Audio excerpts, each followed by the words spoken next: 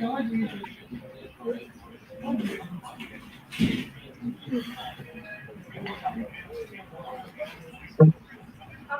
of you used to frame? How many this frame? What is she saying about the frame? The balance, how much? How much is the balance? Hello, everyone. Welcome, welcome. I'm so glad you're here with us today.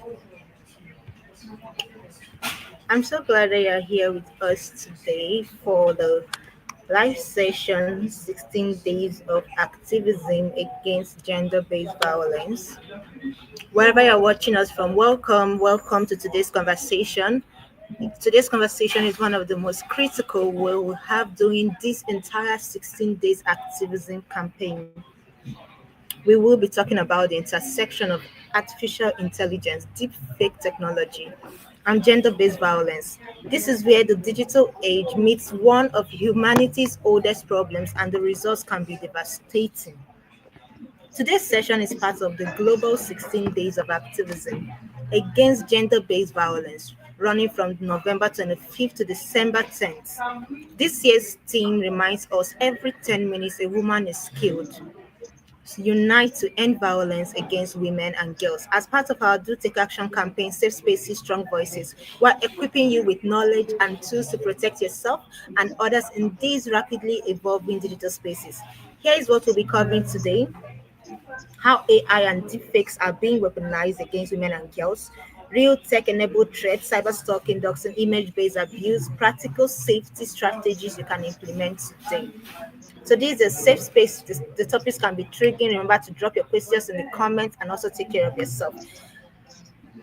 Today we have two experts, two amazing experts on our live session today. The first person is the person of Legend Testimony Ebere, who is a creative technologist and cybersecurity innovator.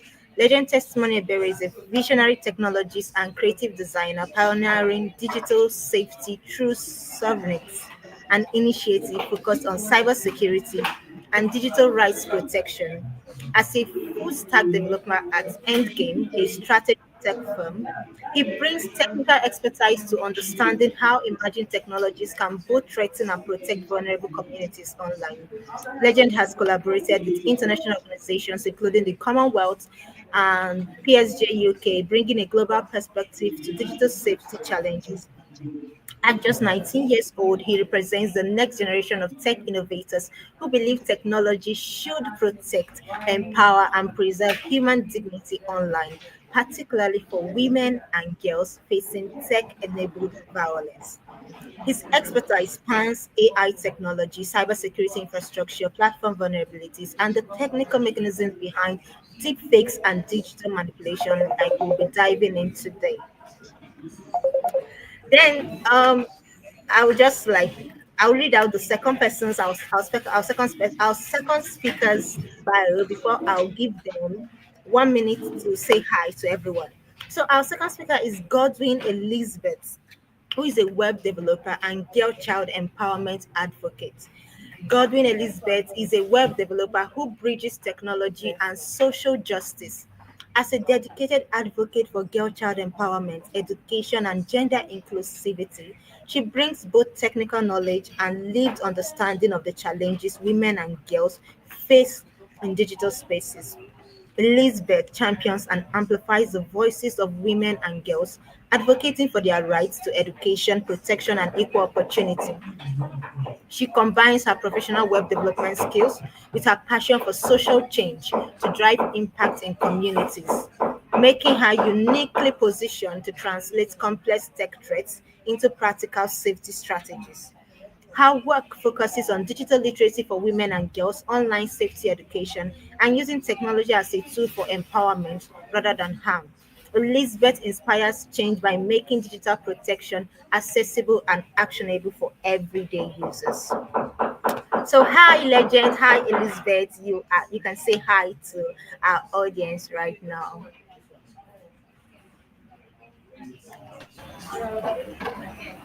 Hello, everyone. It's good to be in your midst today. Thank you for having me. Um, Legend, we are waiting for you to say your hi and greetings to our audience.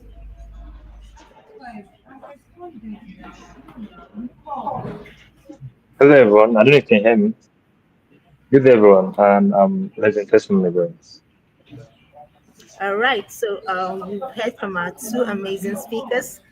Okay, so we're going to dive right into today's subject matter: AI, deepfakes, and gender-based violence, tech safety, and digital protection. So I think I'll start with. Who should I start with? Who should I start with? Who should I start with? So, okay, so I'm going to start with Legend Testimony Ebere, a creative technologist and cybersecurity innovator. So let's start with you.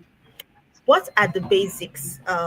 Because many people don't fully understand what we are up against. Can you explain what deepfake technology is and how is AI being weaponized specifically for gender-based violence? What's actually happening behind the scenes technologically?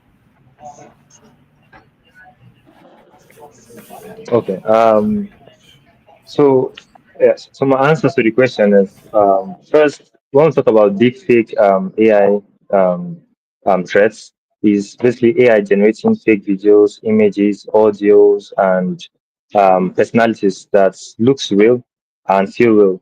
And this technology uses learning models to generate generate networks and patterns that study someone's face, study their voice, their expression, then recreate them completely to whatever scenario that the user deems it worthy. And in when being targeted towards gender-based violence, it's helped the preparators scrape photos from social medias, sometimes even innocent selfies that you post on social medias, on your status and so. And they feed these models with this data and generates blackmailing contents, other sexualized videos, versions, and sorts. And these fake videos or audio, wherever form it is in, can be used to blackmail for humiliation or harassment. Yeah. So so that's the dangerous part of deepfakes automation. And the scary part about this that due to AI, it's reduced the barrier between need for technical skills to achieve this. Basically, almost anybody can go ahead and use these platforms to generate fake videos and stuff of a person and blackmail them at the end. Yeah. Thank you.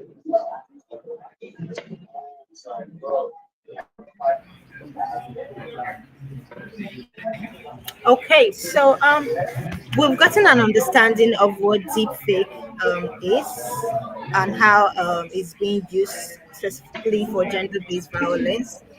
Like you said, even an innocent picture of someone on their DP on social media can be used weaponized for gender-based violence. Okay, so since we have this kind of technology that's easy to access and the human cost is devastating, let's talk about the broader landscape of threats. Um, Elizabeth, from your work with women and girls, what are you seeing on the ground? How is this technology actually impacting the lives of young women and girls? Like Legend has mentioned, help us explain what the deepfake technology is and how it's being weaponized. Then you are a girl child advocate. From your work with women, from girls, with girls, what are you seeing on the ground? How is this technology actually impacting the lives of young women and girls? Okay, so when I speak with girls and with young women, all I can see is fear actually replacing their freedom. And many people are afraid to actually post even a simple selfie online because it can be twisted into a sexual image and into a lie about them. So I've heard of girls that were blackmailed with fake nudes. Actually, it's just posting your picture, normal picture online, and someone has already used deepfakes technologies to strip you naked, and the picture or the video is circulating. So we've heard a lot of these stories. It's impacting young women and it's impacting girls negatively. It's removing their freedom, it's removing their sense of safety, and it's making them scared. Nobody can, most of them cannot freely upload a picture online. They cannot upload or feel free or even celebrate something. Something is happening, probably it's your birthday, but you're scared of posting your birthday picture online because you don't know who might just use deepfake technology to actually create a lie that isn't even there. So I've heard of some cases where people even withdraw from school because a fake picture of them or fake notes of them has already circulated around the whole school and now they are actually victimized and they can't even go out for lectures or something, so they just drop out of school. So it's actually having a very very negative effect on young girls and women, and many of them are still battling depression because of it, and sometimes they never even get free from it and never recover from the depression that deepfakes has caused them. So it's actually having a very negative effect on um, young girls and women.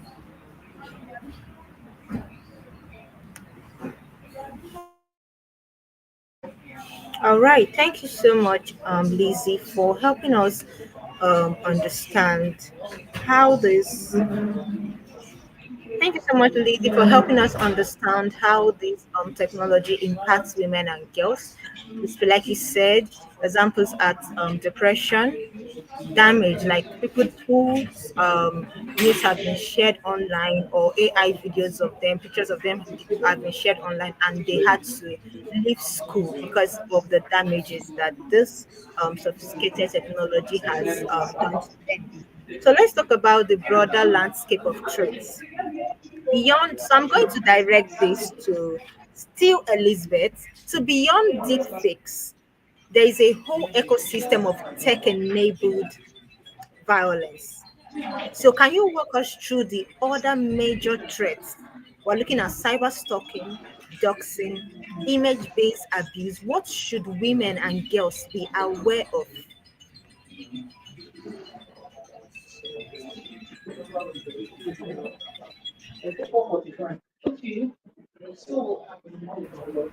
There are lots of and a whole lot of spectrum of abuse that is now being normalized. So first one I'll talk about is cyber stalking, like someone monitoring your online activities and your online movements.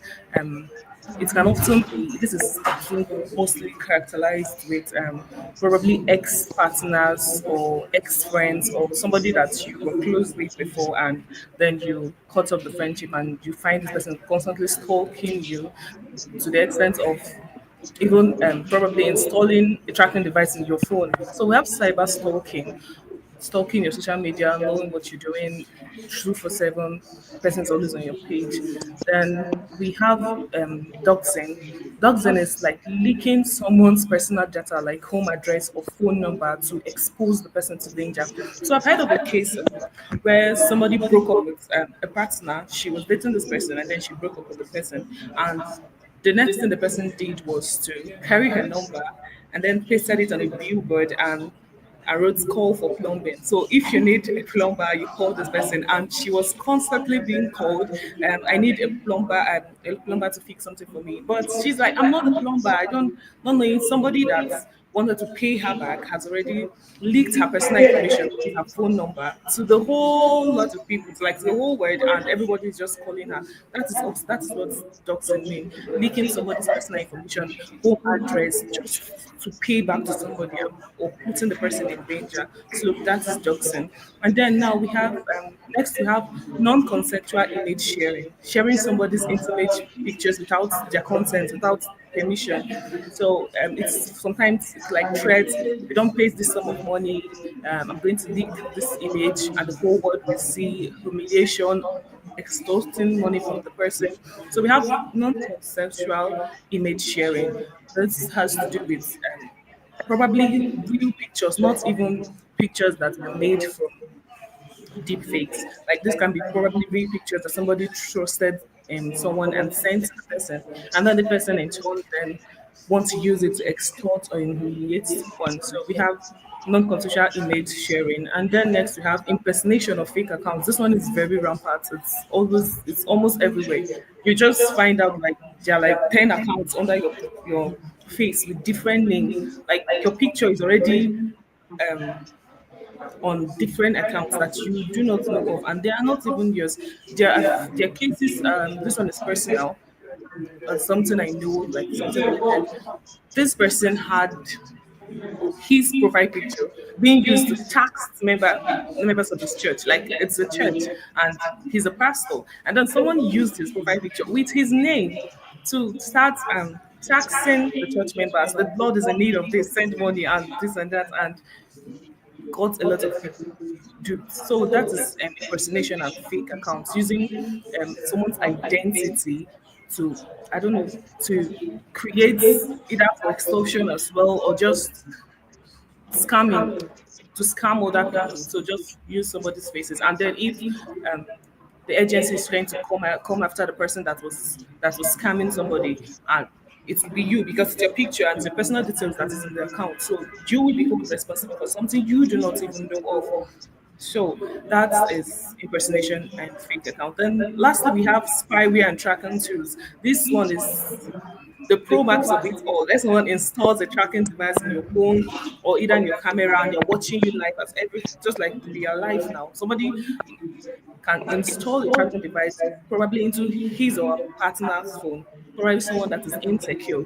And then everything that person is doing from pressing the phone, all the things the person is doing, it's being watched by this person. So he's monitoring everything about this person's life, everything, tracking where the person goes, what the person says, what the person eats. It's down to watching the person like this.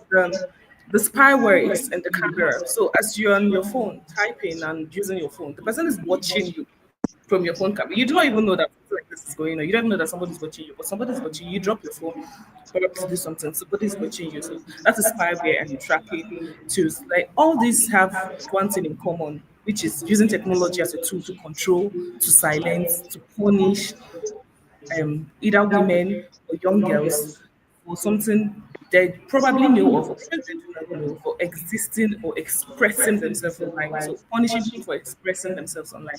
So these are the landscapes of threat that we have in this digital space.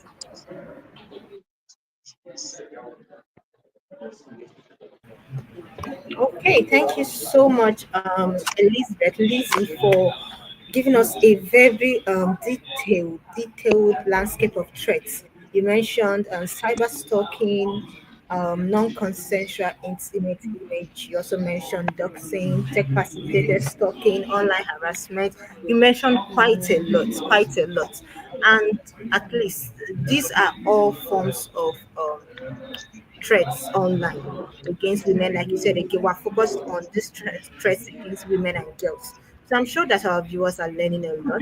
So we're going to move back to Legend. Thank you so much, Lizzie, for that detailed session. So, Legend, from a technical standpoint, how are perpetrators actually carrying out these attacks? What tools or vulnerabilities are they exploiting?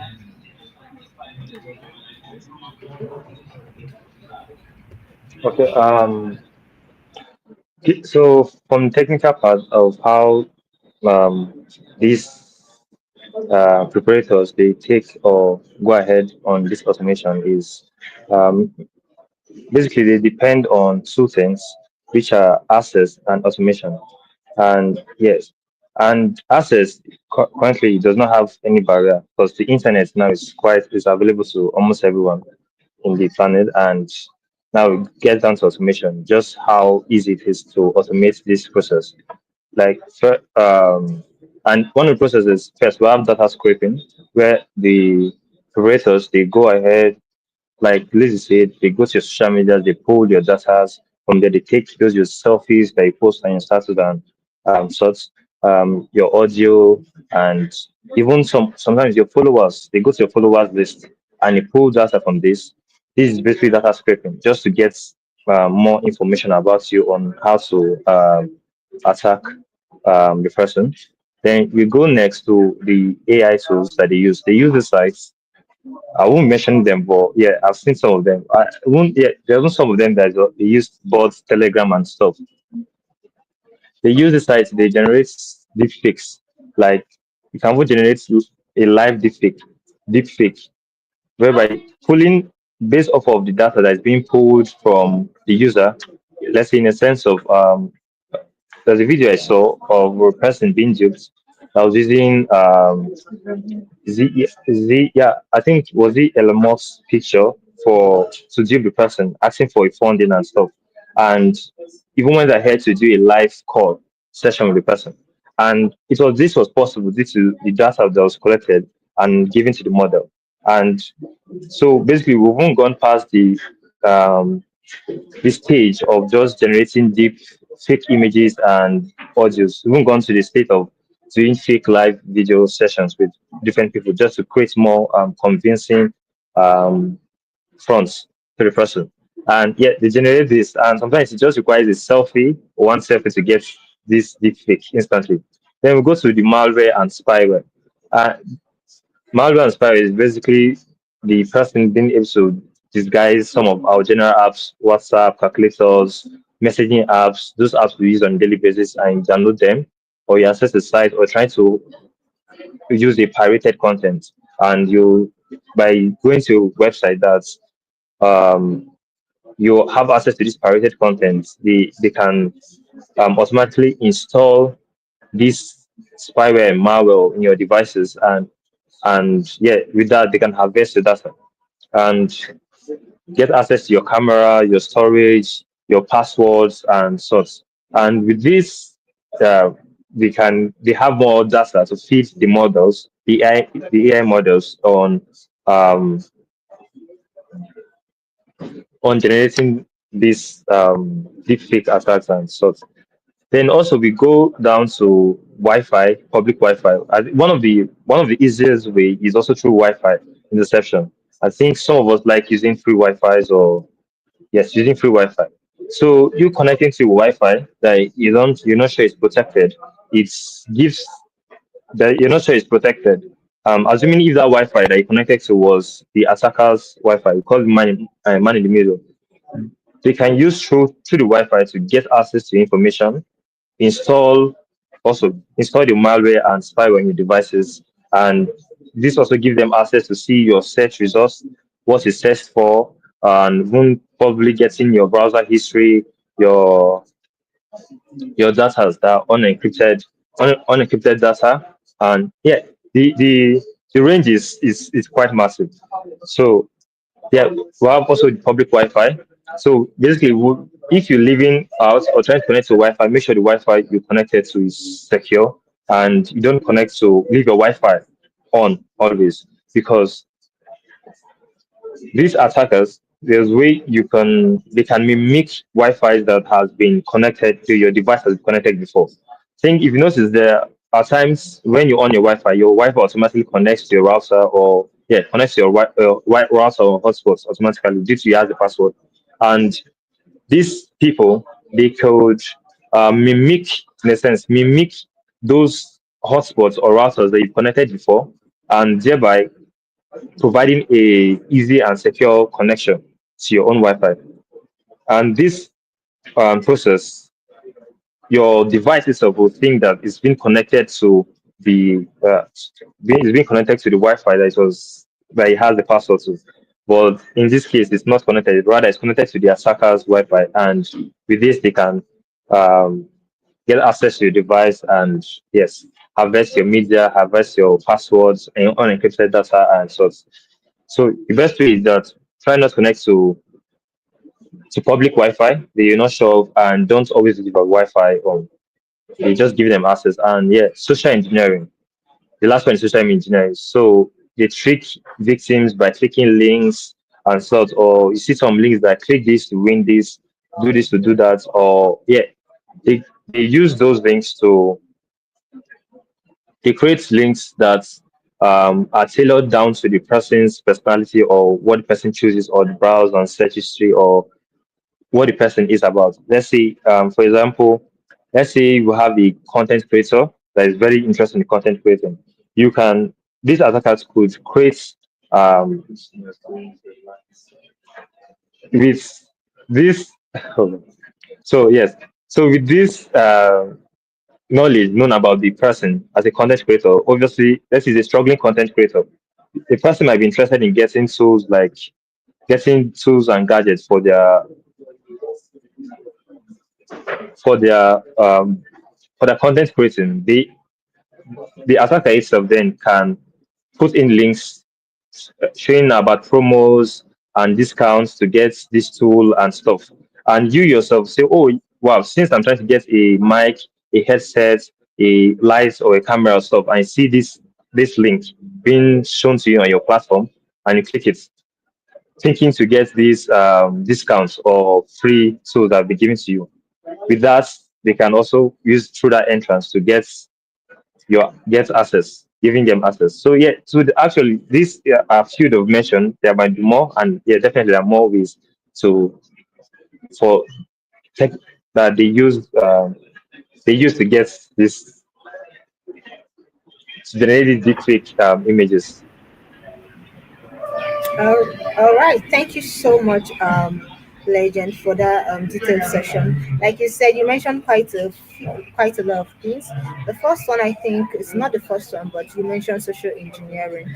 I too have seen cases of social engineering. For instance, I can tell you, win free 50 gig, and they send you one dot link, or win the federal government has sent you so and so amount of money. Click on this link to access it. So all those stuffs are forms of social engineering, and it's important that our audience, if you are listening to us, that you do not click on links that you know is not from a verifiable source. Then you also mentioned connecting to public Wi-Fi. So is even though it's very hard, especially if you are living in this part of the world, it's very hard for you not to connect to somebody's Wi-Fi. But it's important that you don't just connect anywhere. Let's say you go to the marketplace, you say open Wi-Fi, you connect. You go to somewhere like Computer Village, you say an open Wi-Fi, you connect. That's also where they could access information on your phone and drain whatever it is that they want to drain and use it to create all these deepfake images and stuff. Okay, thank you so much, Legend, for that. We're going to move on to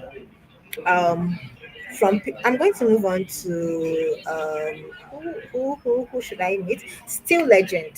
So I know we've talked about the different forms of cyber security, different form of threats. We want to know how common is this. Okay, let me ask both of you. How common are these? For instance, Legend mentioned social engineering, connecting to Wi-Fi and stuff. How common is this? Are we talking about rare cases, or is it more widespread than people realize? Because it's important that people recognize some of these tactics. But how common do you think is it? Is it a rare case, or are people falling for this even more now than before?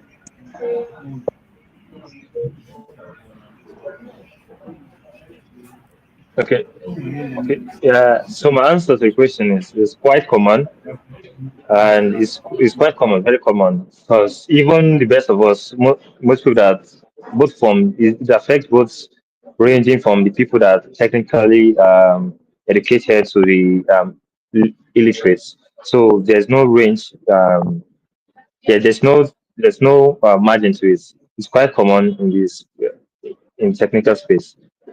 So the problem is just basically how much information the person has against you to be able to use that to generate the fake images that's convincing enough to fool or deceive the person. Yeah. I would say it's very common, very, very common. If you notice, it's getting kind of hard to differentiate videos that are created normally and videos that were created or generated with AI. Like there's some videos you will watch, or even better pictures that people post. It's becoming very, very kind of difficult. You need to look very well to, okay, this is not real. This is actually AI generated. So you can imagine if it has gotten to that state with just people using AI for their birthday photo shoots and stuff like that that actually aren't them, just having their face. So you can imagine if it has gotten to that extent, how much it will be if you want to use it against somebody. That means just using somebody's image and impersonating them or something like that. So it's getting very, very, very, it's very, very common. There are many videos we have of people that actually did not, this is just their image speaking. So, but people that are not digital literate will not know that this is actually not the person speaking. It's actually AI generated. There are some elderly people you show a video or they will see a video and tell you, come and look at what this person is saying. They did not know that this is actually AI generated and it is not real. But those that are digital literate actually know that this is AI generated. So it is quite really, really, really common. It is very, very common, and to some extent, it is getting out of hand. All right, so this is clearly widespread and is involving, like both of you as has affirmed. So what can we actually do? So let's get into the practical aspect. I'm sure this is the section that everyone has been waiting for. Like, what are the top practical? I'm going to direct this to Legend. What are the top practical safety and privacy strategies women and girls? Remember, this is 16 days of activism. Unite to end digital violence against women and girls. So, what are the top practical safety and privacy strategies women and girls should implement today? So, Legend, give us your technical recommendations.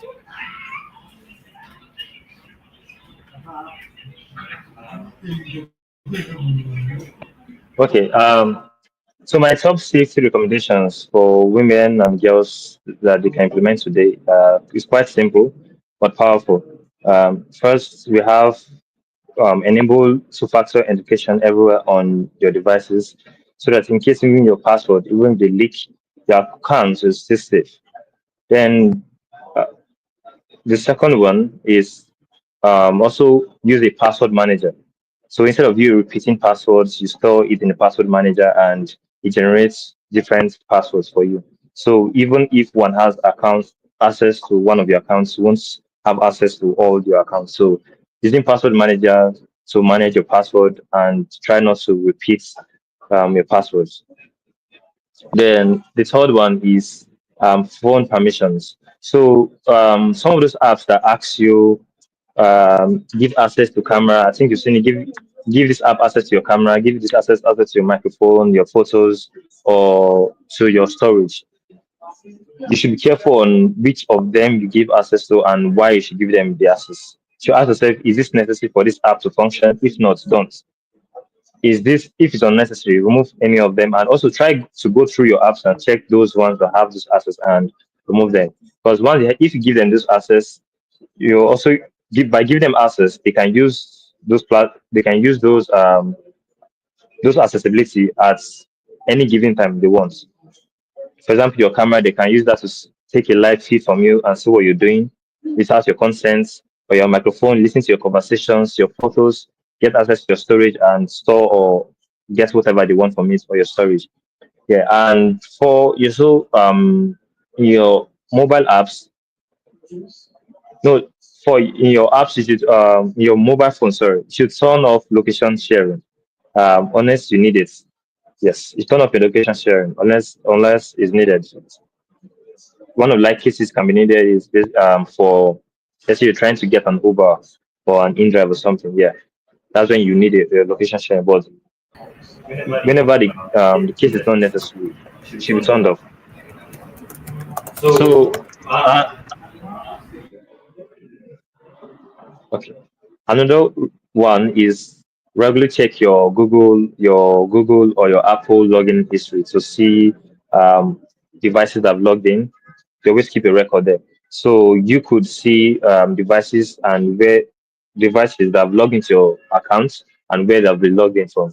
Because yeah, currently, not currently, yeah, I think this month I got an attack from. I do have from one of my emails trying to a person trying to log in from, yeah, Lagos. Yeah, trying to log in from Lagos to my email account, and due to that, I had to not this that I had to go into changing my password and um update my security.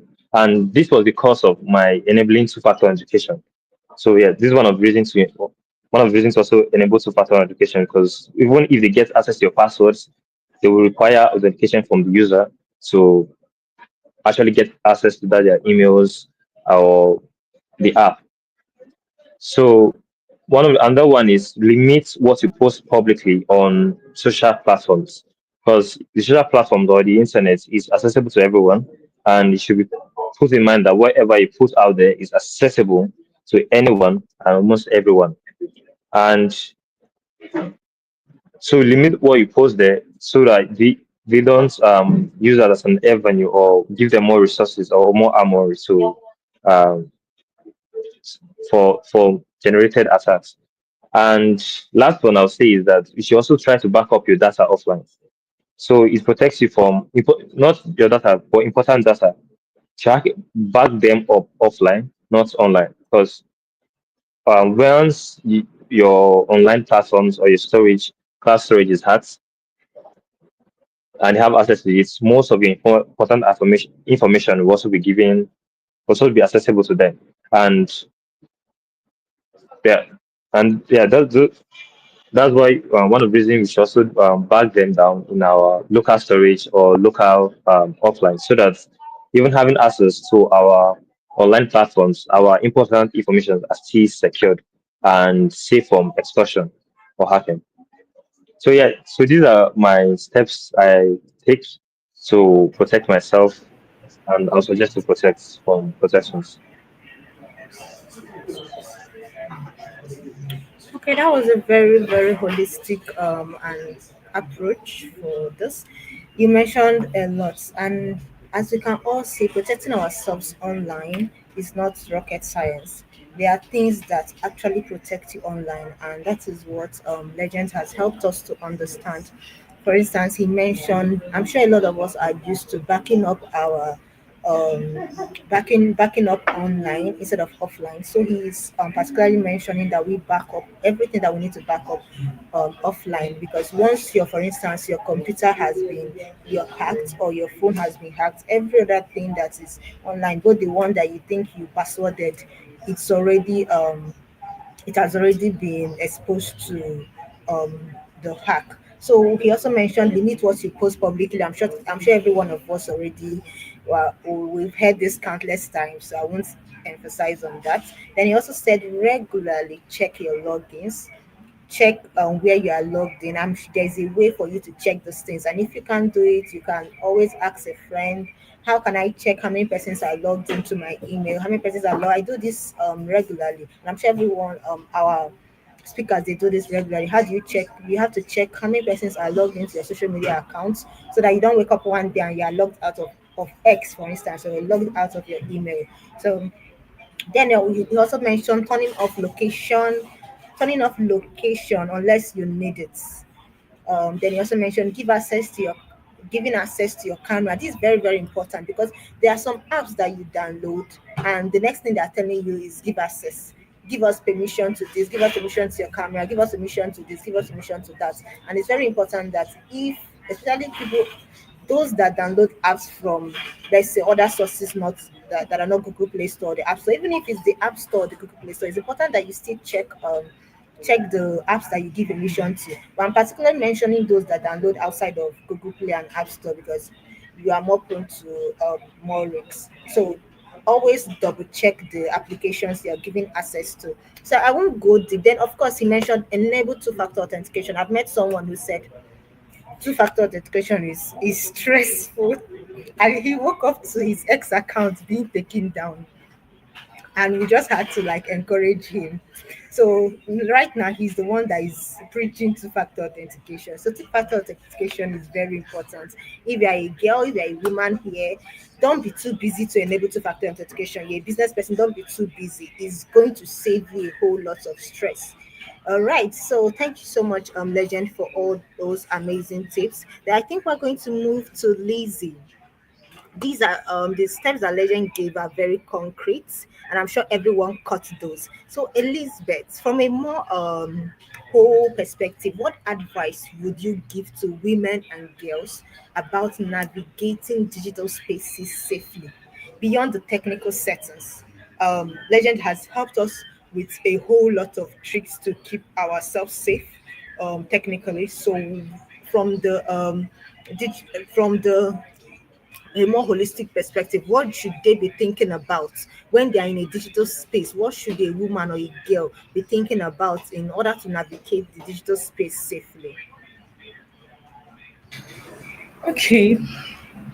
So, firstly, what you should be thinking about that is not even technical. Okay, you might say you're not a tech person, so you don't know how to do all those. Some people might even tell you that the two factor authentication we're talking about, that they do not know how to set it on their phone. So, these are some few things that you can do personally that is not technical.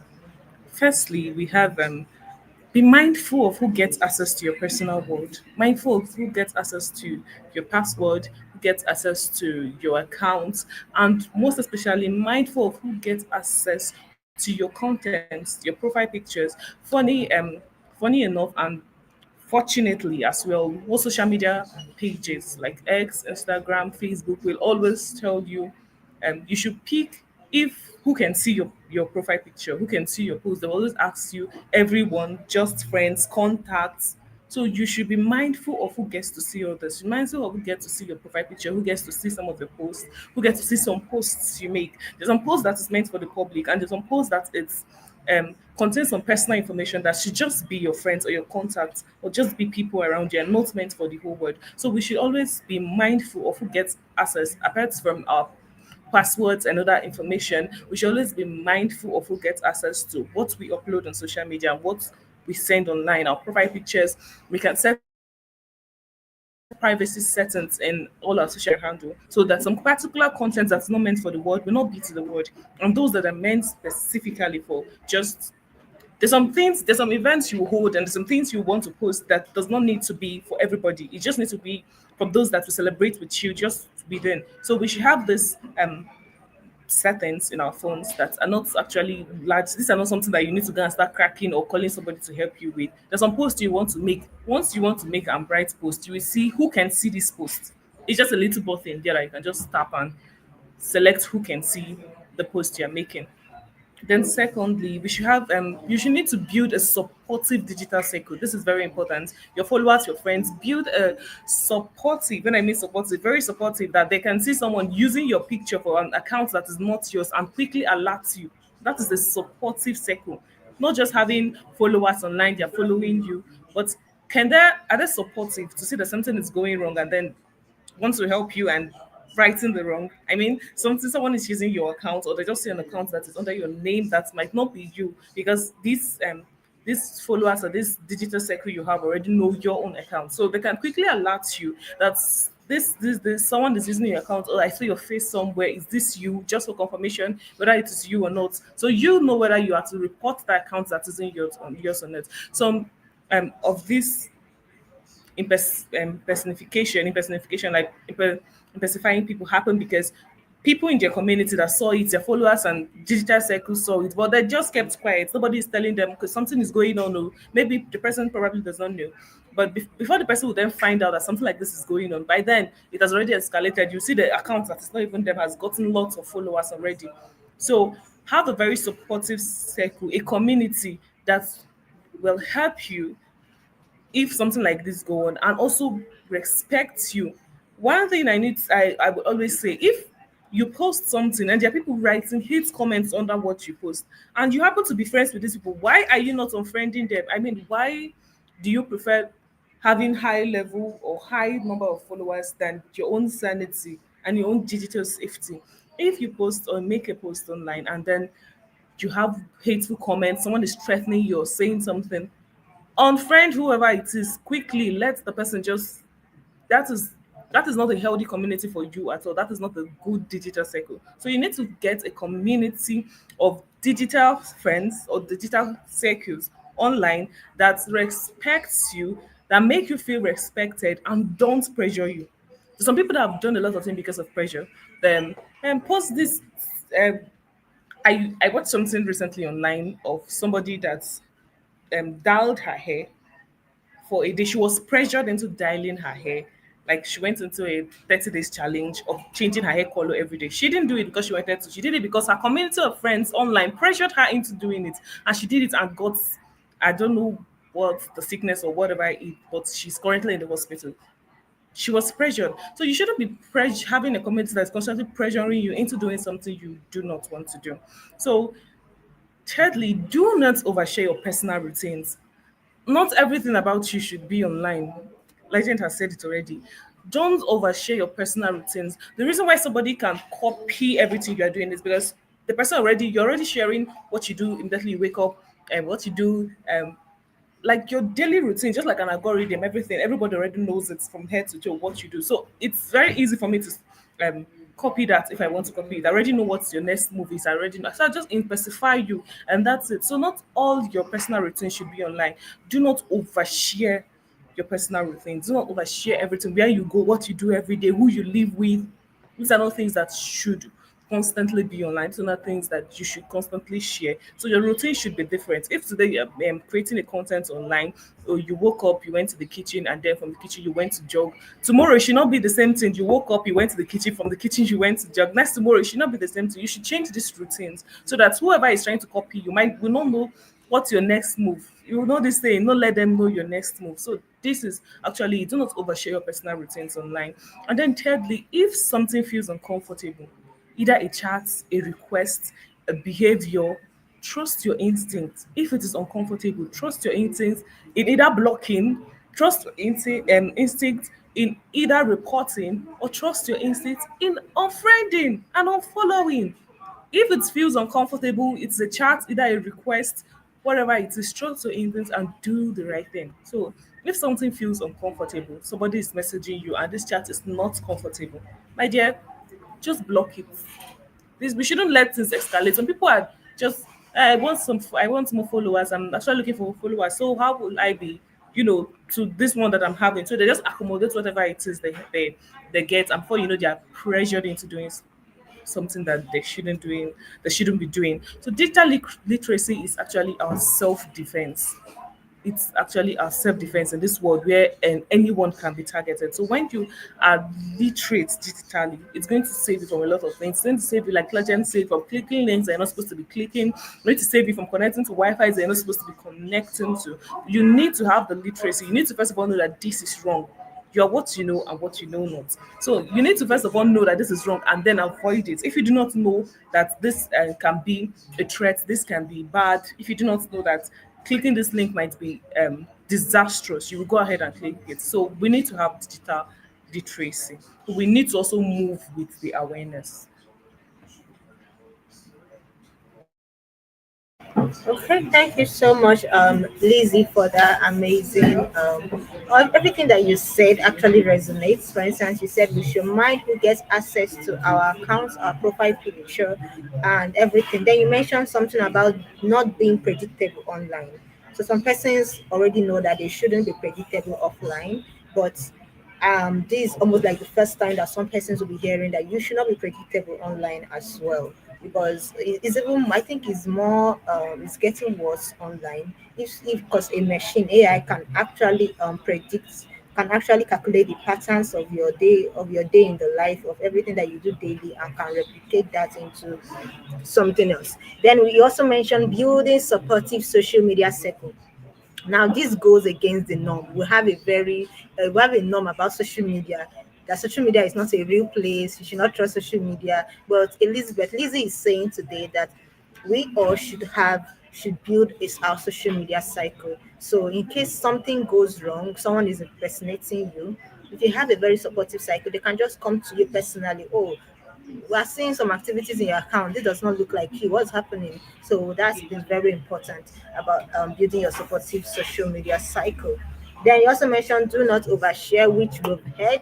All right, thank you so much. Thank you so much, Lizzie, for that detailed. So I want to address something that both of you have touched on. What about for women and girls who don't have access to these security tools? As Legend mentioned quite a lot, some persons may not be educated enough, or some of these security tools might even cost a lot. Um, so, what are the free or low cost options for for security, for protecting ourselves online? So anybody can answer. What are the low cost options that we have, or even free? Of course, I think everything that Legend mentioned here is free, but if we can get into details, low cost options.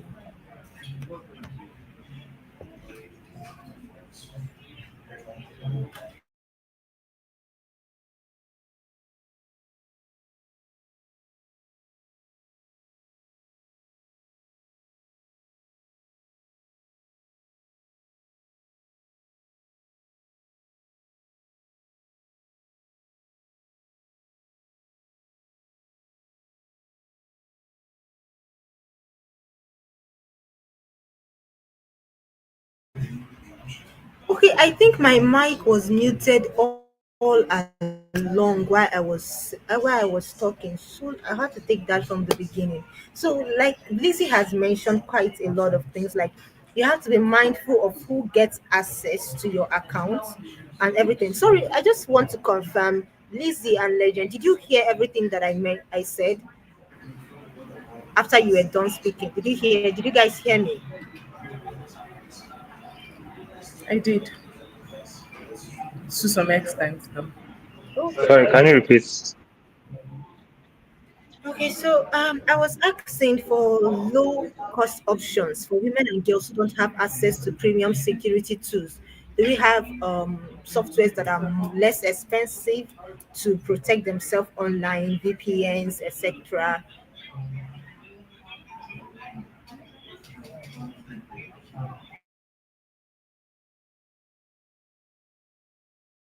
Why we're getting into that question, like I said, Legend has mentioned quite a few, and everything that he mentioned is actually free. For instance, enabling your two-factor authentication, turning off your location services, and a lot of them, those are free, and anybody can do it. Like I said, if you cannot turn on your two-factor authentication, it's important that you ask someone who is close to you or your school. Just get it turned on, and so many other things. Then I think we're just going to move on to, we'll circle back to the last question, but for now I think we'll move on with Legend. So the platforms, the social media companies, the tech giants, the app developers, you are a creative technologist, you fall into the app developer, so they have tremendous power and responsibility here. So Legend, from your work in tech, what should these companies be doing to prevent tech-enabled gender-based violence, and what are they actually doing? Well, my question is in two sessions. What should these companies be doing to prevent tech-enabled gender-based violence, and what are they actually doing? So, I think we've Legend, you lost have the floor. Legend.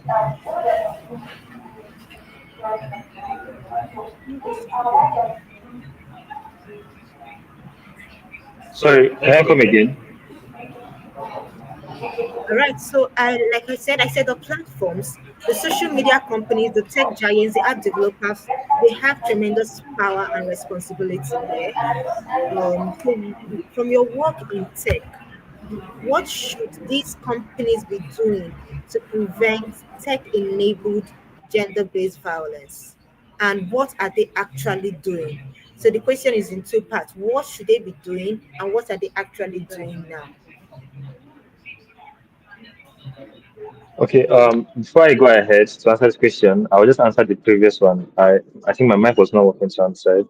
The low cost options, I think I mentioned one was we using password managers that helps that we don't have similar password across different platforms. And the other one is also using VPS and also getting antivirus scanners on your system. So it helps to scan. Also, yes, also once in a while, try to scan your device for malwares and app and check your apps also. So for protecting yourself is more of an intentional approach than money approach. So yeah, so that's my answer for that. Then for the second question, for the next question, which was what should technical companies do for protecting users' data? I have quite some suggestions, which are first, they should be privacy oriented first. So in building their systems, they should default to privacy first settings before going in to to to getting the users' data first.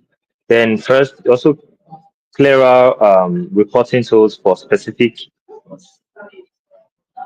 clear reporting tools specifically for deepfakes and image-based abuse. So yeah, and another one is automatic detection for systems that they can help to identify assets or manipulated media at some points or upload. Google help does help in some extent in this in this approach. Then also have watermarking standards for AI, watermarking standards for AI generated content. So most of these AI companies that help these people to generate this content, they should help in watermarking whatever content that is being generated from this AI. This also helps that when you create AI images, videos, audio, or sorts, the watermark is there to help also the viewers to notify them that this is an AI generated content, and also help also rapid takedown to any of these digital content or content that is being leaked out or created. So okay, and another one is better verification tools for okay. Another one is better verification tools for users getting to their platforms, just to confirm their identity, their ownership, and yes, their identity ownership, so that when they're reporting abuse or trying to identify if the user is the one trying to access the accounts, can prevent hackers from accessing accounts and getting the users' informations. So these are basically, I think, 5 to 6 um, suggestions that I would say technical companies to implement in their platforms, because this is proactive, and most some of these platforms, they or technical companies, they use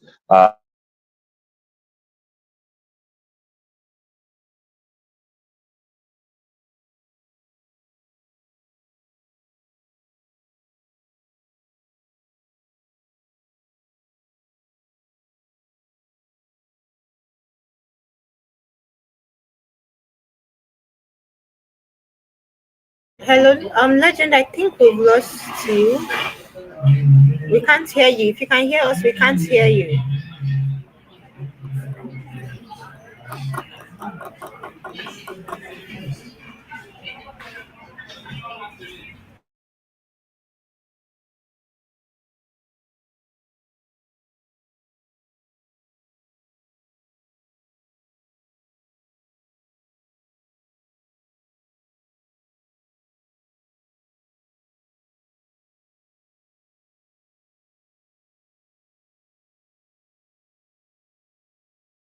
For Legend, I think his network is having network connections issues. So while we wait for Legend, I think it's best that we start recapping on what he said earlier.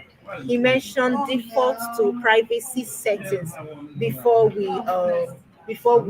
that's these are for tech companies. So if you're a tech company or you're an app developer with us, it's important that you default to privacy settings before getting user data, because some of these tech companies, the first want to get people to start using their products. So it's important that you prioritize how how safe is my app, how am the privacy of my users protected. Then because some of these are not they're not hard acts from us. These are things that are enabled to prevent gender tech facilitated gender-based violence and simple accountability measures. So he also mentioned watermarking AI generated content. I think like Lizzie mentioned that the AI videos are getting very hard to differentiate from the normal videos, and it's very true. When there are sometimes I watch videos online, and I'm like, is this AI or is this human? I have to go to the comment section, and some persons are already being deceived. It will take like someone who is probably in the tech space to be able to differentiate. Oh, this is an AI video, and the person start telling people it's not real. So I think there should be accounts. There should be that tech companies should start putting out accountability measures, like asking people to watermark AI generated content from the real content. While we're still waiting for Legends, I would like to move over the next question to Lizzie. Oh, I think we've also lost Lizzie. So everyone, this is still 16 days of activism. Stay with us while I reach out to our speakers.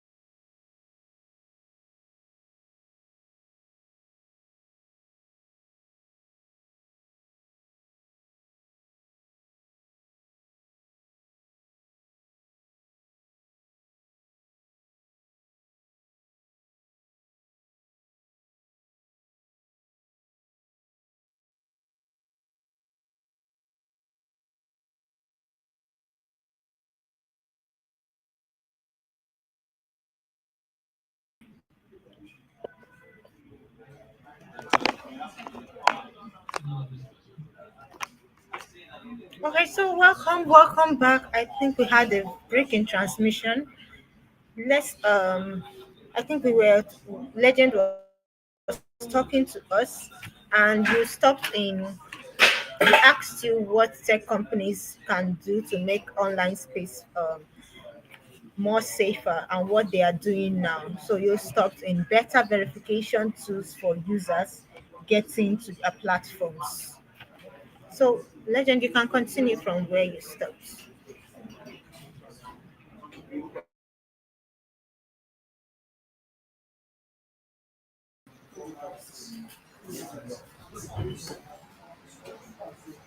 I don't know. Can you add me? I'm not added yet. Okay, so what was the question again? Sorry. Okay, so we're still on our last question, which is how are tech companies working to address this issue, and what are they doing now, and what should they do? Okay. Like what I said, I think what I stopped at was them having rapid takedown process for um, generated content, within not from weeks but down to hours. So when some of these synthetic data are being generated because of the user content and reported to them, they should have rapid takedown process involved in both from social media apps down to yeah down to their own platform and internet. They should have rapid takedown process in taking down these generated um images or videos or whatever form they're in, and also better verification tools. And better verification tools come down to having a better way to prove the person's identity and knowing the person's identity and ownership and reporting abuse to the right person when the identity or ownership is being um, violated.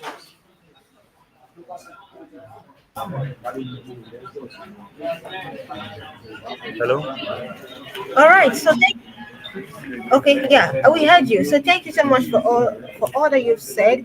Like I was mentioning earlier, you mentioned one thing that really stood out with me from what you said was what's marking AI generated content is very important because right now we can't differentiate between AI videos and the real videos. So moving on, because we're pressed for time, I'm going to move on to Lizzie. From an advocacy standpoint, Lizzie, what's how do we hold these companies accountable? What can everyday users do to demand better?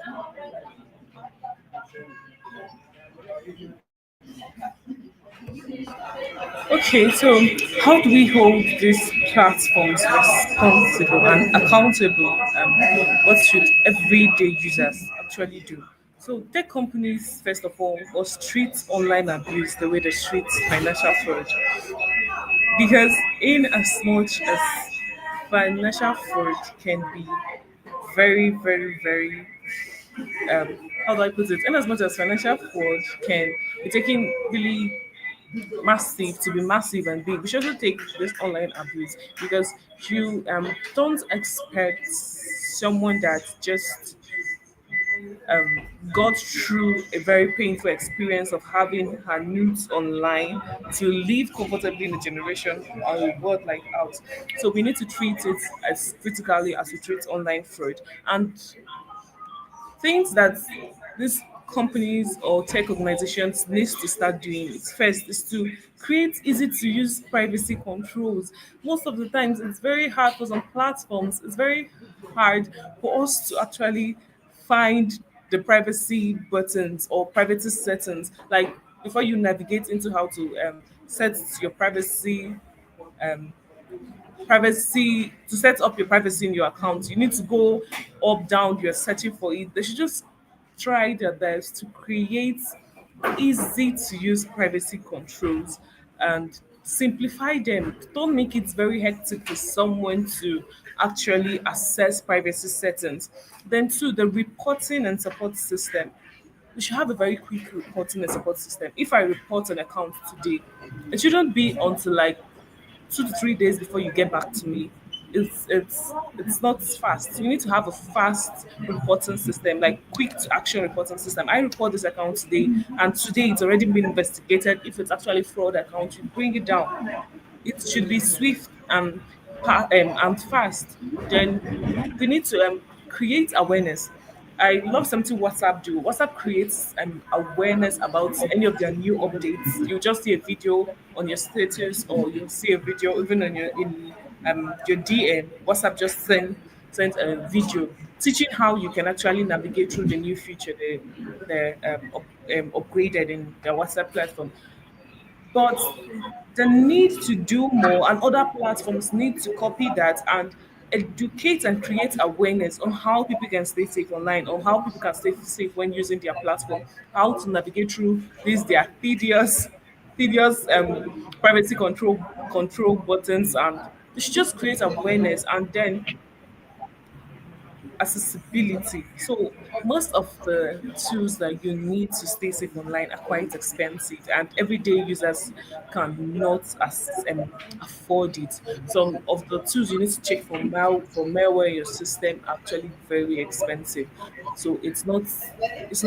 Not easy to get it. Not everybody can actually protect themselves online if the price of protecting yourself online is this high. So they need to bring down the price and make these tools and devices for staying safe online to be affordable.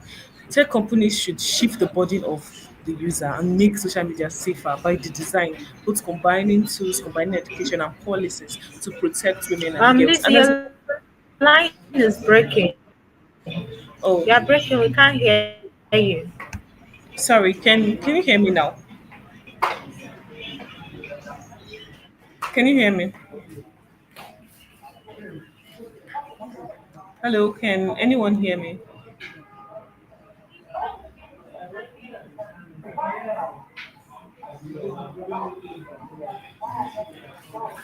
Um, hello, can you hear me?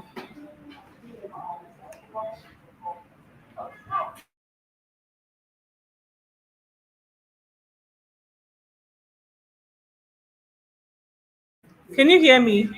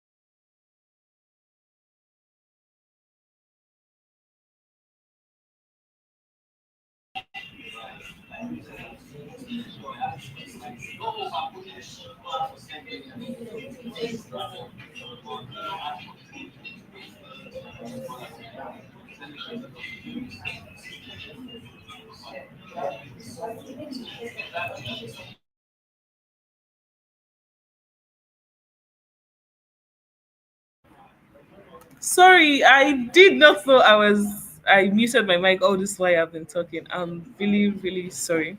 So I was speaking. I'm just going to revise what I said quickly. I was talking like about this. There's some systems. I give the credit to the founders of this system or the companies that produces the system, that if your camera is unused or is in use, you'll see a white light, a little white light from the camera, like, or by the side of the camera, showing that this camera is currently in use. So it's going to help users to understand or to note that, okay, if my camera is in use, there's a white light. If my camera is not in use, the light is off. So if you are not actually in the camera, you're not using your camera, and you're seeing the lights, then you know something is off. So probably someone is monitoring you through your phone camera. So I feel tech companies used to you need make this feature rampant from all phones and for all systems. Just few systems have it, that if you're using your phone or your laptop camera, there's a little light signifying that it's actually in use.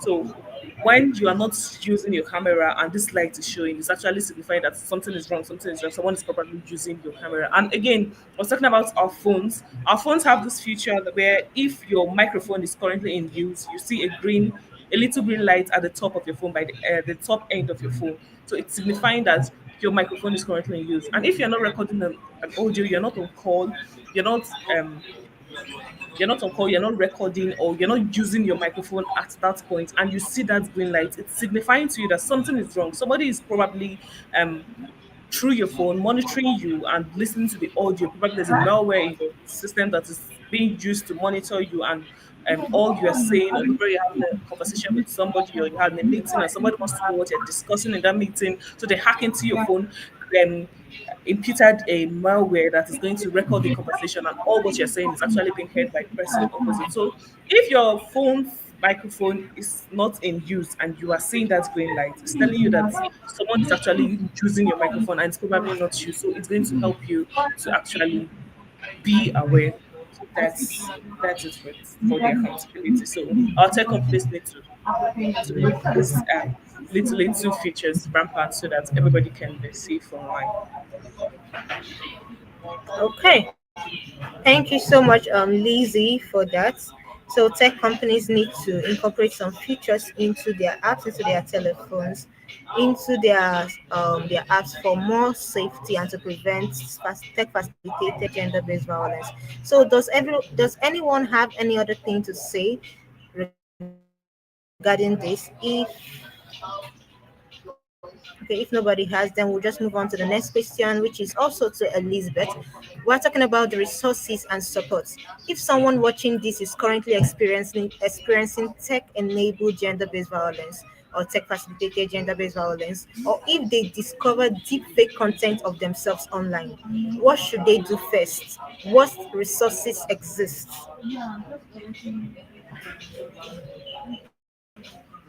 Okay, so if you are currently having or being under digital violence, so first thing you need to do is to create evidence. So once you are reporting, you have evidence that something like this is going on.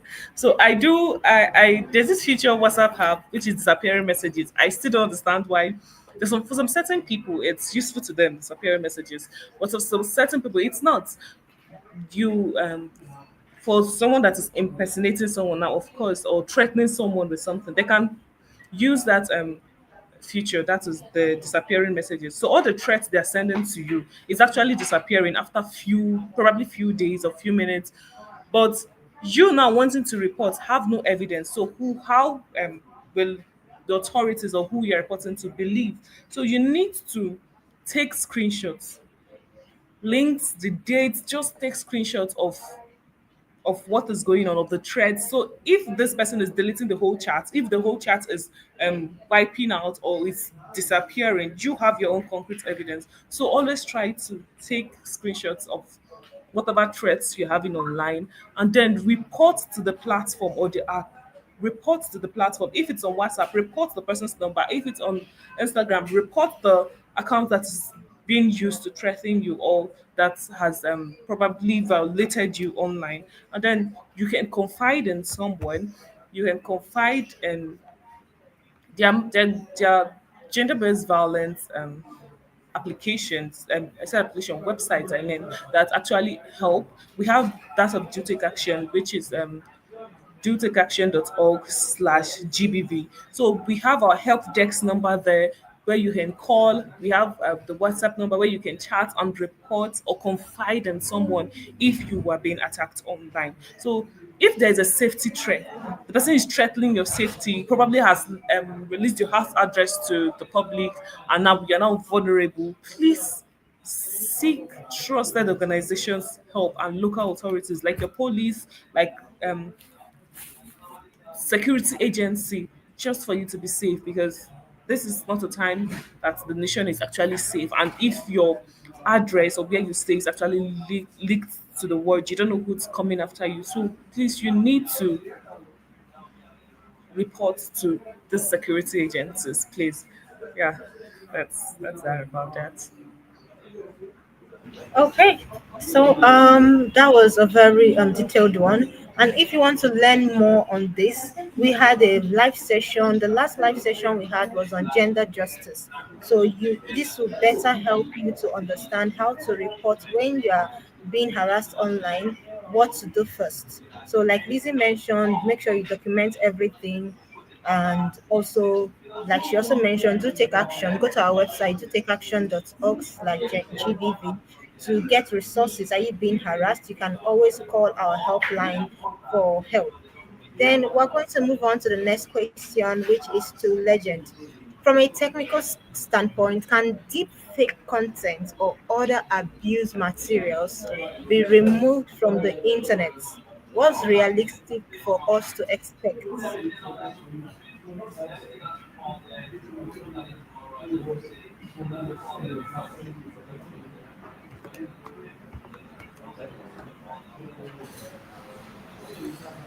So, can you hear me? Yeah. So, technically, the answer to the question is yes or no. And reason is because um, deepfakes can be removed from platforms, from social media platforms like Instagram or Facebook, Twitter, sorry, X, and yeah, and most of them they will take it down once you report them as a non-consensual content, or well, once you report the content. Usually, most of these platforms they review your report and they take down the content being posted. So yes, but you cannot completely delete anything from the internet. That's it. Because every time you make a post, everything made to the internet leaves a trail of data that is being spread across the internet. So yes, even though taking down these deep fakes from this, taking them down does not entirely remove the its data from the internet. There's always a trail mark being left behind. So that's why I say technically we can remove them from the platforms. The when being reported, these social platforms could take down the content and make it least and hardly accessible to least and hardly accessible to people. And also, so these are the constraints down on deepfakes if they can be removed or not. And All right. Okay. So you said, like you said, you've told us what's realistic, what we should expect. So if you're watching us, like Legend has said, deepfake content, yes. If you find deepfake content of yourself online, it can be taken down from the platforms, from Facebook, from Instagram, from IG, but we should not think that it has been removed from the internet entirely. It's probably locked somewhere. It's just that it's going to be very hard to access. So it makes us to be very careful. Like all the tips that we've been sharing here, it's important that you go back to them and really soak them in.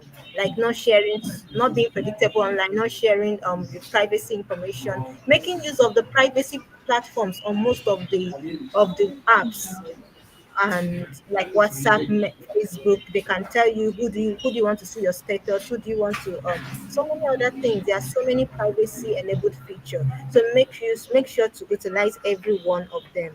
Then what I would also like to ask, still Legend, what about allies, friends, families, community members? How can we support someone experiencing this tech facilitated gender based violence without making it worse.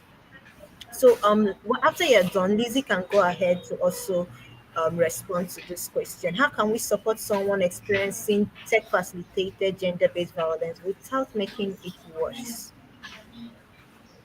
Okay, so just to get the question clear, is it someone facing gender-based violence at the moment?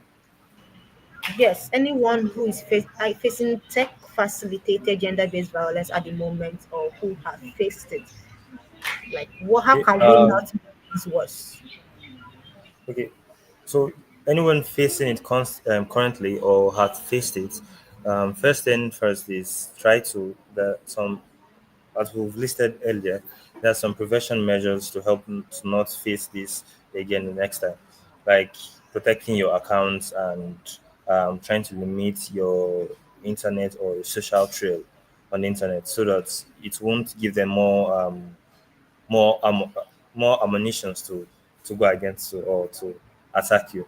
And for those that are really currently facing it, um, whatever is being shared online against you or on social media platforms, there are platforms that can help you take them down from the internet. Um, there's a name. There are platforms that can help you take down leaked or abusive images um, or photos or nude photos about you on internet.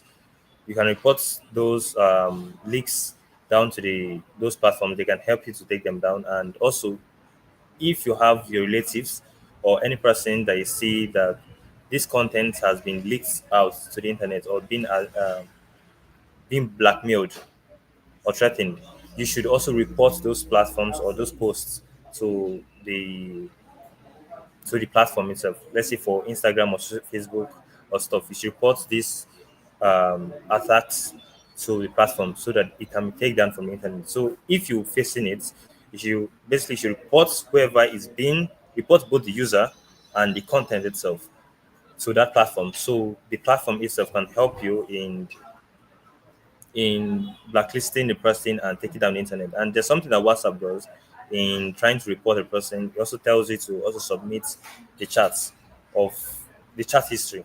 So when you're reporting the person, you got to submit the chat history to just to aid them in getting a verdict on taking down the person platform and not to also help in protecting other people from from the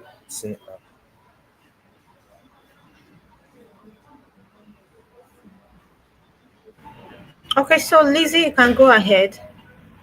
So, okay, for our allies, one thing we need to do is to note that if somebody is going through a lot, it's not the time to start shifting or putting blames. It's your fault. You did this. Why you did this? Why you did this? It's not that time you need to start putting pressure on the person to make the person feel bad. Why did you send that photo? So the first thing is you need to believe them. So if somebody reports to you that this is going on, I'm not say it's a lie, I cannot believe.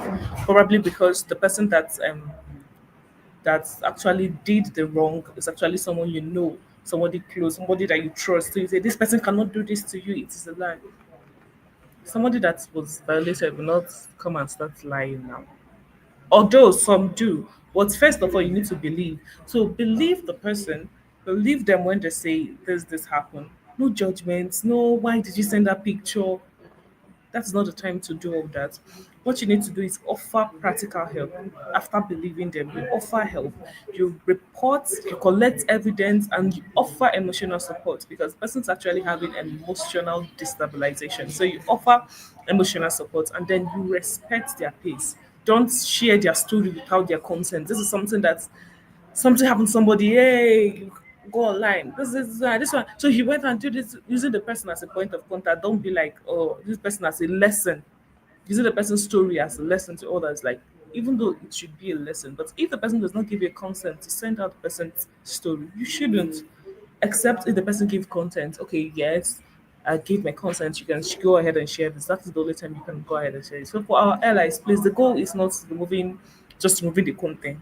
The goal is actually restoring their dignity. So in as much as you're trying to remove the content that has maybe probably tarnish their image. Not that you're also trying to restore their dignity. So you shouldn't be sharing their content without their permission, and you should believe them and not see them as liars, and also offer practical help to them. Okay, thank you so much, Lizzie, for that. Lizzie has showed us how we can be better allies, better friends, better families for survivors. People who have experienced gender-based violence, tech facilitated in one way or the other, we have to believe them before we can offer practical help. And Legend also mentioned being able to for the survivors, the first thing you need, the one thing that you need to do is to be able to take down um document the processes of your chats and stuffs, because and also report the account and report the person and report the content. And this is something I do when I come across tech facilitated gender-based violence online, because you can see it in our comment section, you can see it everywhere you go. If you open your comment section, you're going to see at least one case of tech facilitated gender-based violence there, or people that are bashing women online. So one of the things that you can do is to just report the account and report the post. And Facebook, Meta, X are going to do the needful of taking down that post. Then also, before we go to our question and answer session, I want us to look forward. AI and deepfake technology are only going to get more advanced. So this question is directed to Legend. What's coming that we should be preparing for, and what gives you hope? I know everyone is celebrating AI today, and we're already discussing some of the harms that AI and deepfake technology can cause. But we would like to know what is coming that we should prepare for, and what gives you hope as a creative technologist.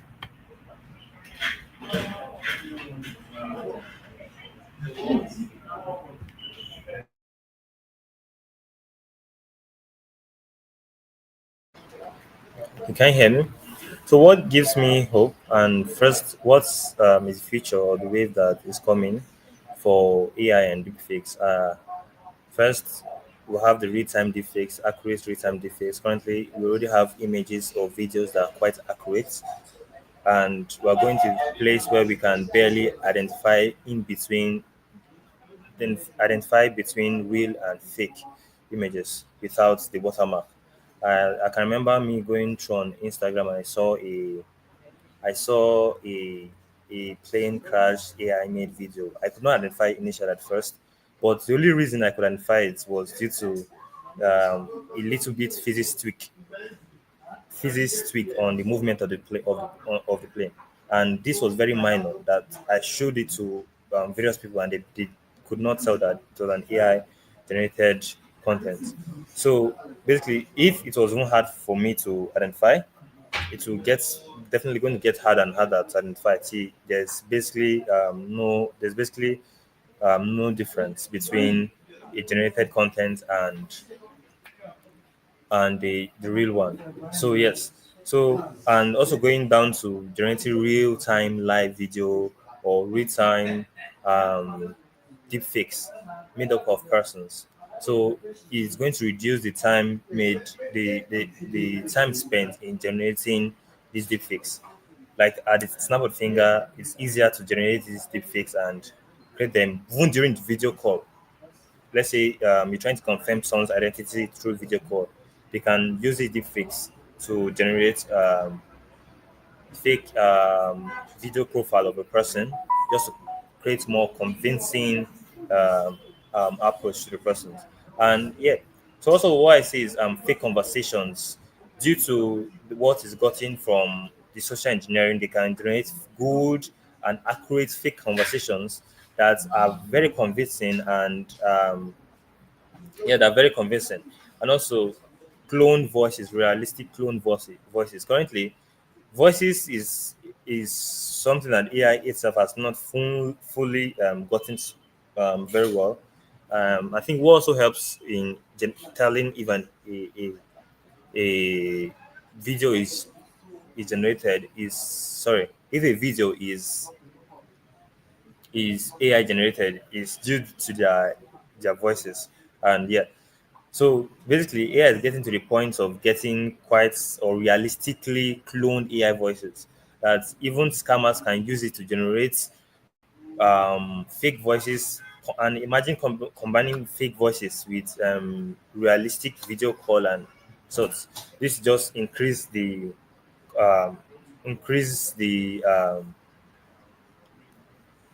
likelihood of someone being attacked or scammed. Or and also we also have full body deepfakes.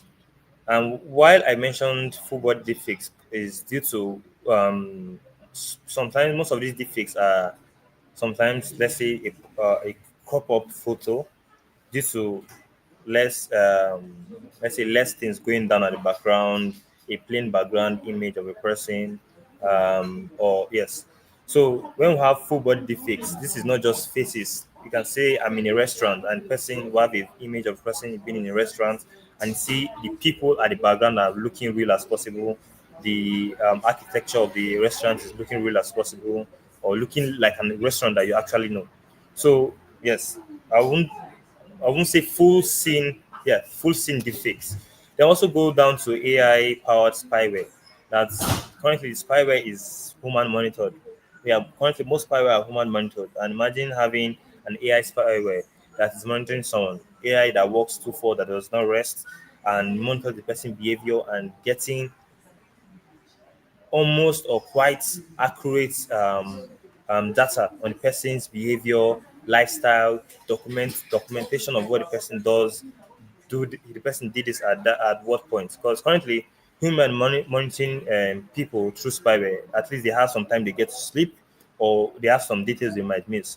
But having an AI powered spyware that does not rest, that follows and adapts to the person's behavior.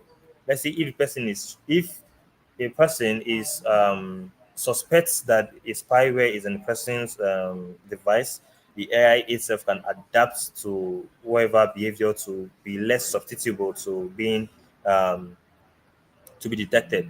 So yeah, and so these are few ones I can come up from the top of my head. And one of what gives me hope is that um, the same technology that creates these threats are also improving its defenses. So yes, the same technology that creates these threats, their defenses also are also being improved to improve detection to models, AI models. I think there are some currently we have quite some good, not perfect in a sense, but good ones that can help in detecting AI conversations and AI voices. I've used some of them, or yes, also generated AI content. But these are not very good. But as technology evolves, as the attackers, the technology evolves also. Definitely, the defense also evolves, and also getting stronger platforms that adapt watermarking of these content that are being generated and identifying them, not just watermarking them, also identifying them, and also people be more aware.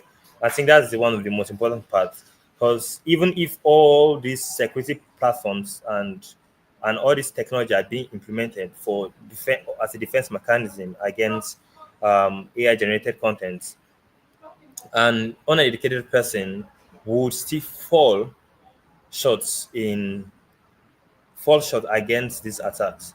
So yes, people being aware of these platforms. So this goes down to also helping um, organizations, let's say organizations, their banks, social media, or different platforms that we use to to securely aware users on their platforms on how to protect themselves against attacks, and also implementing um, security standards in their platforms, two-factor authentication, password manager, and stuff. And also, yeah. So as AI increases, and definitely as AI increases, we are going to a place of also increased literacy in individuals, and literacy is a very important part. It's a very important part in helping people to protect against these attacks from people. So So yeah. So mainly my hope is mainly on illiteracy among others listed. Illiteracy. Sorry, no, literacy, not illiteracy. Literacy.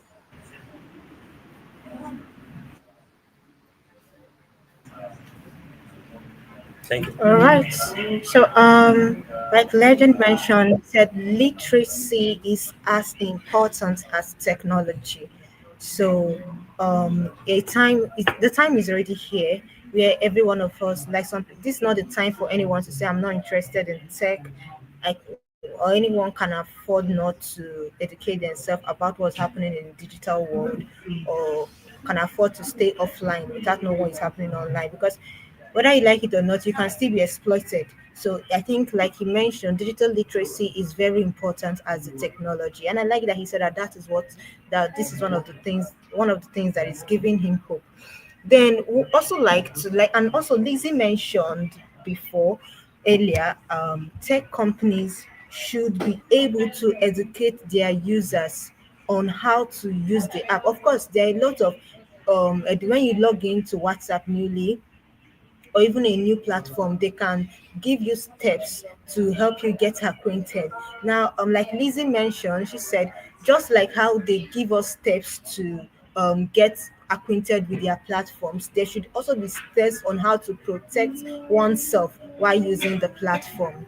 So, just tech companies can come up with that intro so that everyone can stay guarded against AI or and tech facilitated violence. All right, so I'm going to move over to Lizzie. So Lizzie, what do you have to say? If what gives you hope um, in this AI age, deepfake technology age, what's giving you hope? And also, how can how can people be aware? How can people be aware of what's going on now?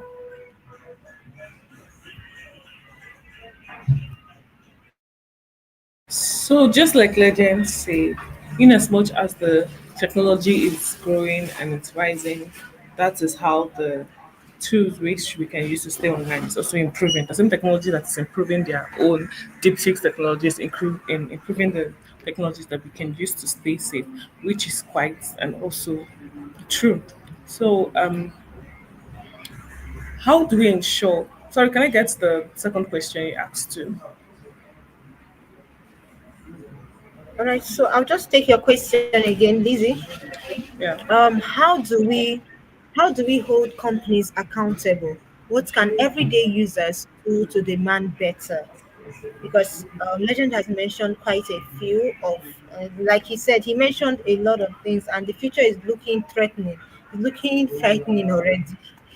But how can we hold, because these platforms that people are getting exploited in, they are created by tech companies. So how do we hold them accountable?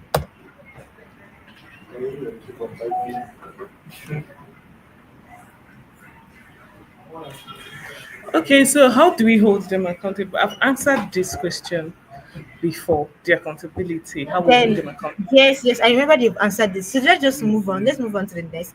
If you didn't get it, anyone can always scroll back to the question. I'm going to ask, because we're pressed for time. How do we ensure that women and girls aren't just protected from technology, but they are empowered by it? We've shared a lot of protection from technology, but how do women and girls be empowered by technology? How do we reclaim the digital spaces? I will always say I will advocate for girls' education, especially technology.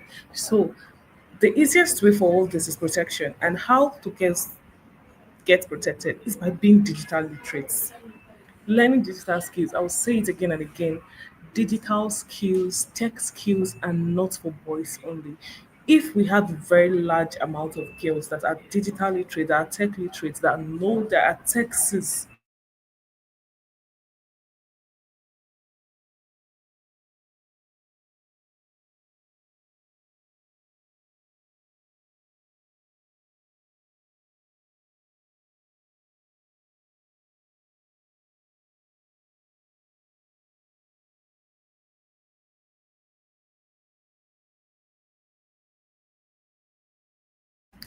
I'm sorry. So I'm sorry about that. So How do we ensure that women are safe online? I will always say I am an advocate for girls' education and girls' empowerment in technology.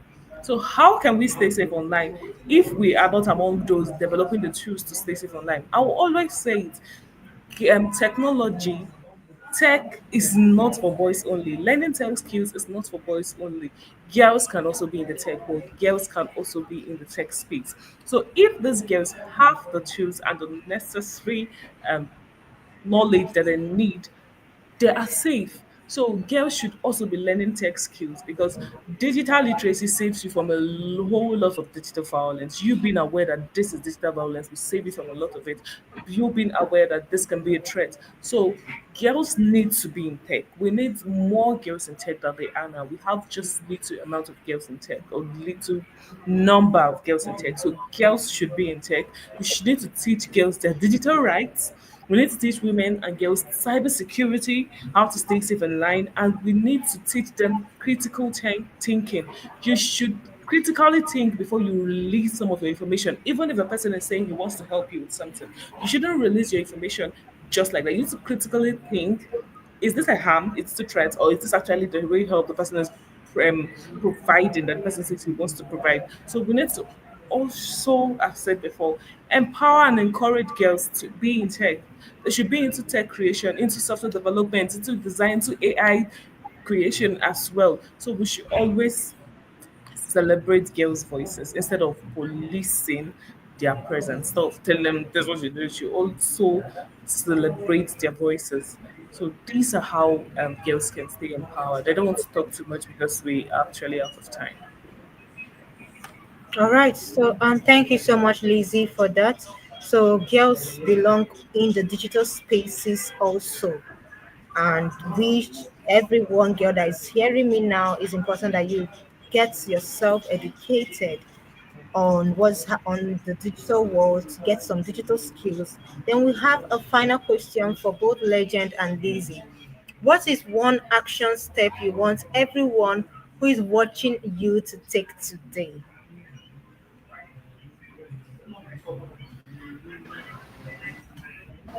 Okay. So my one action step is quite simple. Um, you just audit your digital life. That's you check your passwords, your permissions, your linked devices. Um, check what you're posting publicly.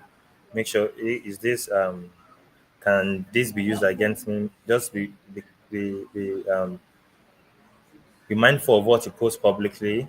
Yeah, and also at your spare time, try to check through those apps and passwords, your apps, and in your phone to see if there's any leakage or vulnerability anywhere.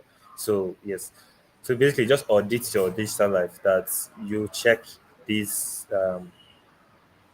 these parameters that so that it's just you being security conscious against um, this attack. So when they come knocking, you'll be aware and ready for them.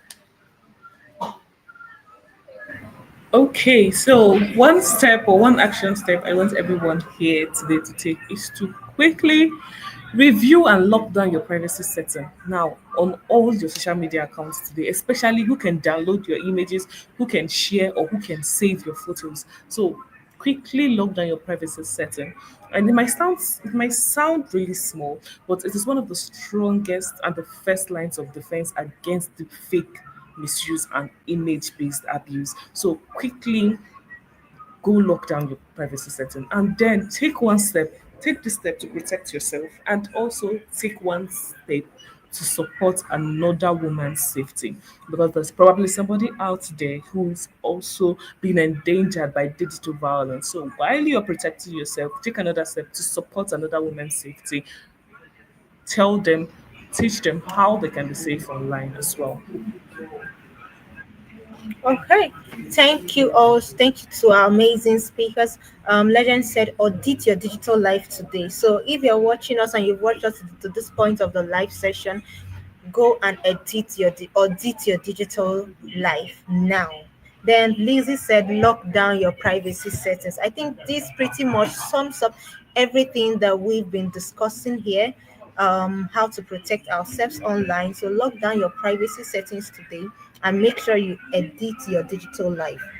Then I think we, because of time, will not be able to go to the question and answer session. So this is the point where we say goodbye. This is like I said, everyone here understand the threat AI and deepfake technology are being weaponized against women and girls is real, is widespread, like Legend mentioned. The future is a bit frightening, but we are not left without hope.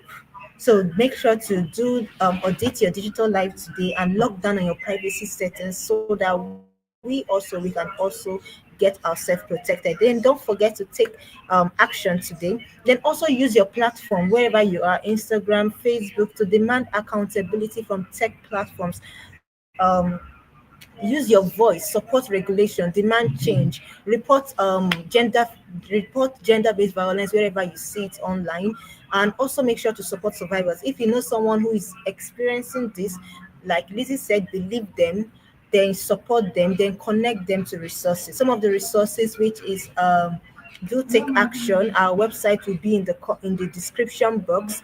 Then you could also help someone set up their two-factor authentication and educate them on how to use navigate navigate on the social media platforms. So all right, so we want a huge gratitude to our two speakers, Legend Testimony Ebere and Godwin Elizabeth, for this crucial conversation. You are both doing incredible work. Lizzie, your incredible work in advocating for the girl child's rights in education, and everything that you do using your voice online, even encouraging girls to learn digital skills is important. Thank you so much for your work against tech facilitated gender-based violence. And also Legend, thank you for your work. You mentioned your initiative, I think it was Sovnix. Please, can you help us pronounce this, because thank you so much. Can you pronounce it before I continue? Sorry, solving it. Okay, so all right. So thank Yeah, solving it. Sovereign. Yes, he's using sovereign needs to ensure that we all have a more safer digital space.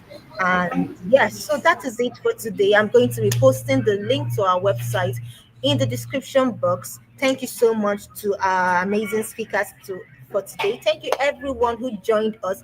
This is the 16 days of activism, and our commitment continues every single day.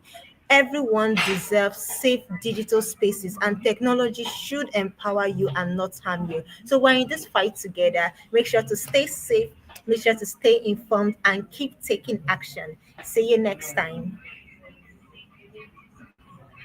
Bye. Bye. Bye.